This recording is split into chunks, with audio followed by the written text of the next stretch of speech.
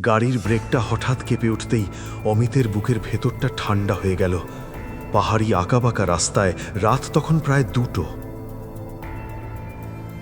সামনে হেডলাইটের আলোয় কুয়াশা ঘুরপাক খাচ্ছিল, আর রাস্তার একেবারে মাঝখানে দাঁড়িয়েছিল একটা মেয়ের ছায়া। সে নড়ছিল না, শুধু স্থিরভাবে দাঁড়িয়েছিল, যেন অনেকক্ষণ ধরে অপেক্ষা করছে। এই সময় এখানে কাউকে পাওয়া অসম্ভব। পাহাড়ের ওই রাস্তা রাত 9টার পরেই প্রায় বন্ধ হয়ে যায়। অমিতের গাড়ির ইঞ্জিন ধীরে ধীরে গুঞ্জন তুলছিল, কিন্তু তার হাত স্টিয়ারিংয়ে জমে গিয়েছিল। কুয়াশার ভেতর মেয়েটার মুখ স্পষ্ট হচ্ছিল না, শুধু সাদা শাল আর লম্বা চুল দেখা যাচ্ছিল। কিছু সেকেন্ড পরে সে বুঝল গাড়ি থামানো ছাড়া উপায় নেই। রাস্তা এত সরু যে পাশ কাটিয়ে যাওয়া সম্ভব না। গাড়ি থামতেই চারপাশে অদ্ভুত নিস্তব্ধতা নেমে এলো, যেন পাহাড়ের সব শব্দ হঠাৎ থেমে গেছে। শুধু দূরে কোথাও ঝর্ণার মতো একটানা শব্দ। মেয়েটা ধীরে ধীরে গাড়ির দিকে এগিয়ে এলো, তার পায়ের শব্দ শোনা যাচ্ছিল না। কুয়াশার ভেতর দিয়ে দরজার পাশে এসে থামল। অমিত জানালার কাঁচ নামালো। ঠান্ডা বাতাসের সঙ্গে একটা অচেনা পুরনো গন্ধ ঢুকে পড়ল গাড়ির ভেতর। সে বুঝতে পারছিল এই পরিস্থিতি স্বাভাবিক নয়। তবুও পাহাড়ি রাস্তায় একা দাঁড়ানো কাউকে ফেলে যাওয়াও তার পক্ষে সম্ভব ছিল না। অনেকক্ষণ দ্বিধা করার পর সে দরজা খুলে দিল। মেয়েটা নিঃশব্দে উঠে পিছনের সিটে বসে পড়ল। গাড়ি আবার চলতে শুরু করল।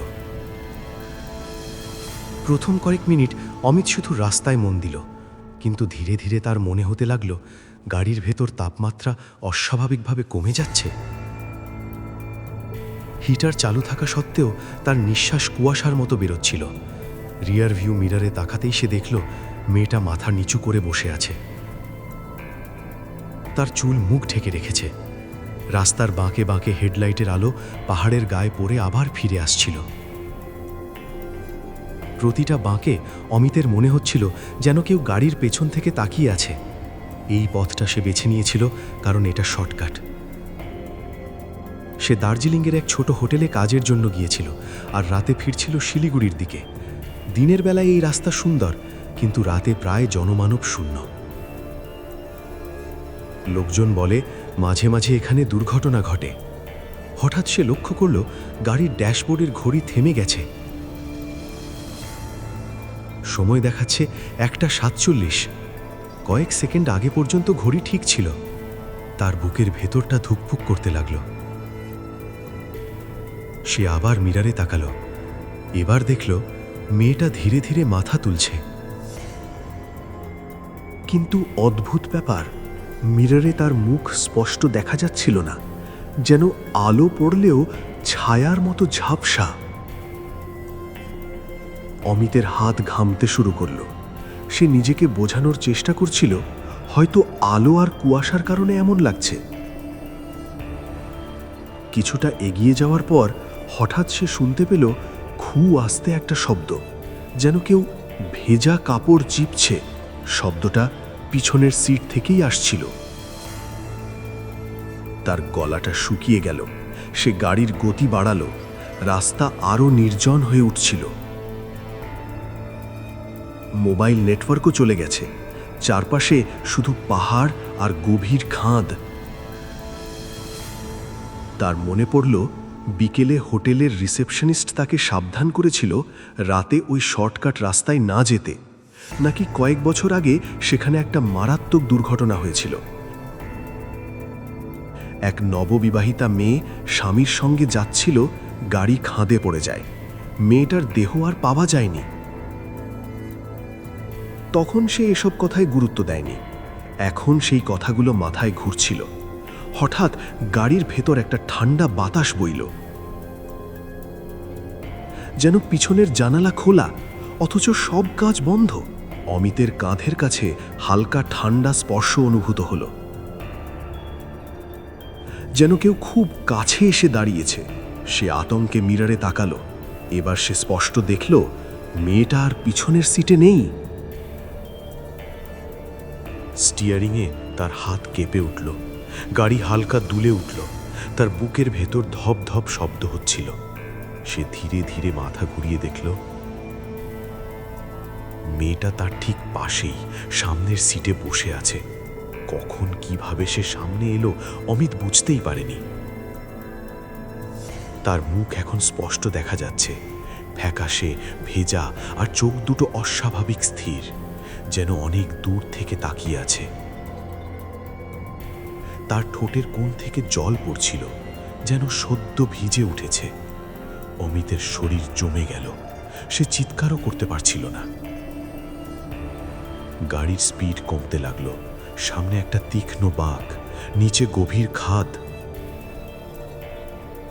মেয়েটা ধীরে ধীরে মাথা ঘুরিয়ে জানালার বাইরে তাকালো, তারপর আবার সামনে। তার চোখে কোনো প্রাণ নেই। অমিত অনুভব করল স্টিয়ারিং হঠাৎ শক্ত হয়ে গেছে, যেন কেউ অন্য দিক থেকে টানছে। গাড়ি বাঁকের দিকে সোজা এগোচ্ছে। ব্রেক চাপলেও কাজ করছে না। তার মাথায় তখন শুধু একটা চিন্তা, এখানেই শেষ। ঠিক সেই মুহূর্তে মেয়েটা ধীরে ধীরে তার দিকে ঝুঁকল। তার ভেজা চুল অমিতের হাতে ছুঁয়ে গেল, আর সেই স্পর্শে অমিতের শরীরের ভেতর দিয়ে যেন বরফের স্রোত বয়ে গেল। পরের সেকেন্ডে হঠাৎ স্টিয়ারিং আবার ঢিলে হয়ে গেল। গাড়ি বাঁকটা পেরিয়ে রাস্তার মাঝখানে এসে থামল। ইঞ্জিন নিজে থেকেই বন্ধ হয়ে গেল। চারপাশে আবার নিস্তব্ধতা। অমিত হাঁপাতে হাঁপাতে পাশে তাকালো। সামনের সিট খালি, মেয়েটা নেই। সে কয়েক সেকেন্ড বসে রইল, নড়তেও পারছিল না। তারপর সাহস করে গাড়ি দরজা খুলে বাইরে নামল। কুয়াশা আরো ঘন। রাস্তার একপাশে ভাঙা রেলিং দেখা যাচ্ছে, ঠিক ওই বাঁকের কাছে। নিচে অন্ধকার খাদ। সে ধীরে ধীরে এগিয়ে গেল। রেলিংয়ের পাশে একটা পুরনো মূর্ছে ধরা বোল্ট পড়ে আছে। কুয়াশা মুছে এসে পড়ল, ডেঞ্জার জোন, অ্যাক্সিডেন্ট স্পট। বোর্ডটার নিচে একটা ছোট ছবি আটকানো। ছবিতে এক তরুণী, সাদা শাল, লম্বা চুল, ঠিক সেই মুখ। ছবির নিচে লেখা, স্মৃতিতে নন্দিতা, মৃত্যু 2019। অমিতের বুকের ভেতরটা ঠান্ডা হয়ে গেল। সে পিছিয়ে এলো। ঠিক তখনই তার নজর পড়ল রাস্তার নিচে খাদে। কুয়াশার ফাঁক দিয়ে মনে হলো যেন একটা ভাঙা গাড়ির অবয়ব পড়ে আছে। হঠাৎ তার কানে খুব আস্তে একটা ভেজা ফিসফিস শব্দ এলো, যেন কেউ ঠিক পেছন থেকে নিঃশ্বাস ফেলছে। সে ঘুরে তাকালো। কেউ নেই, শুধু কুয়াশা আর নিস্তব্ধ পাহাড়। কাঁপতে কাঁপতে সে গাড়িতে উঠে পড়ল। অনেক চেষ্টা করে ইঞ্জিন স্টার্ট দিল। এবার গাড়ি সহজেই স্টার্ট নিল। সে আর এক মুহূর্ত না থেমে দ্রুত নিচের দিকে নামতে লাগলো। প্রায় আধ ঘন্টা পর যখন সে পাহাড়ি রাস্তা ছেড়ে মূল রাস্তায় পৌঁছল, তখন মোবাইল নেটওয়ার্ক ফিরে এলো। সে থামিয়ে ফোনের সময় দেখল, 1:47। ঠিক সেই সময় যেটা ড্যাশবোর্ডে আটকে ছিল, যেন পাহাড়ি রাস্তায় সেই পুরো ঘটনার মধ্যে সময় একটুও এগোয়নি। অমিতের শরীর কাঁপতে লাগলো। সে বাড়ি ফিরে কয়েকদিন কারো সঙ্গে কথা বলেনি। পরে সাহস করে ইন্টারনেটে সেই দুর্ঘটনার খবর খুঁজল। খবরটা সত্যি ছিল। 2019 সালের এক বর্ষার রাতে ওই বাঁকেই এক দম্পতির গাড়ি খাদে পড়ে যায়। স্বামীর দেহ পাওয়া যায়, কিন্তু স্ত্রী নন্দিতার দেহ কখনো মেলেনি। স্থানীয়রা বলতো মাঝে মাঝে রাতে সাদা শাল পরা এক মেয়েকে ওই রাস্তায় দাঁড়িয়ে থাকতে দেখা যায়। আরও একটা লাইন ছিল খবরের শেষে,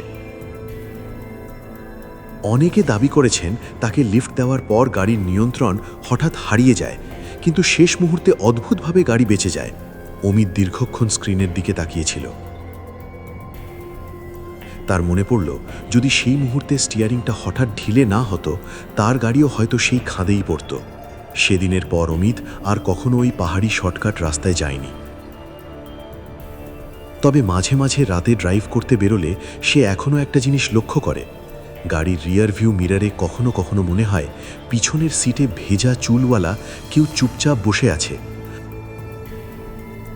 আর তখনই গাড়ির ভেতর হঠাৎ ঠান্ডা হয়ে যায়, ঠিক যেমনটা হয়েছিল সেই রাতে পাহাড়ি রাস্তায়, যখন সে লিফট দিয়েছিল এমন কাউকে যে হয়তো এখনও নিজের শেষ যাত্রার রাস্তা ছেড়ে যেতে পারেনি। প্রতি সপ্তাহে নতুন নতুন ভয়ঙ্কর গল্প শুনতে এখনই আমার এই চ্যানেলটা সাবস্ক্রাইব করো আর ভিডিওটা লাইক করতে ভুলবে না। অন্ধকারের এই যাত্রায় আমার পাশে থাকার জন্য তোমাকে অসংখ্য ধন্যবাদ। আবার দেখা হবে পরের গল্পে।